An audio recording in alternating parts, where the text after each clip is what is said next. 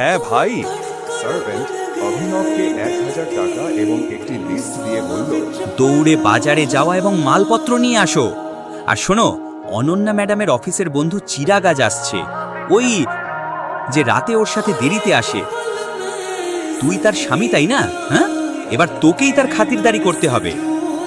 কি দেখছিস, যা। সার্ভেন্টের কথায় অভিনব রেগে যাচ্ছিল, তখনই তার ফোন বেজে উঠল। নম্বরটি দেখে অভিনব চমকে গেল। এটা একটি দুবাই নম্বর ছিল।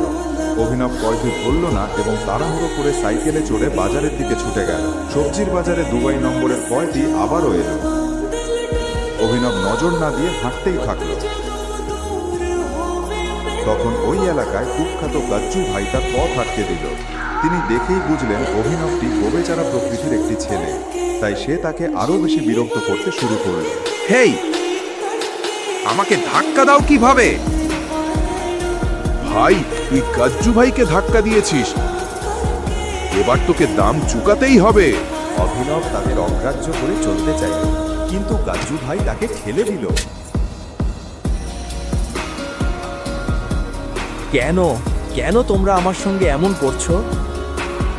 ও প্রভু, ভাই এই তো সেই ঘর জামাই যার সুন্দর বউ আছে এবং যে একজন বিলিয়নিয়ার।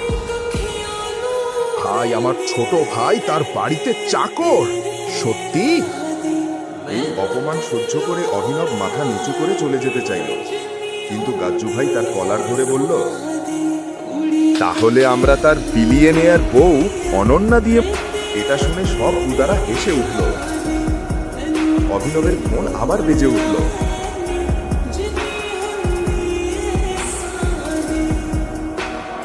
ওহ, এটা কি তোর বউয়ের ফোন? ওর মিষ্টি কণ্ঠ শুনতে দাও। তুমি আমাকে যা খুশি বলতে পারো, কিন্তু এই ফোনটা ধরিবে না। কোনো বিলম্ব না করে গাজ্জু ভাই ফোন তুলল। হ্যালো অনন্যা বেবি, বলো।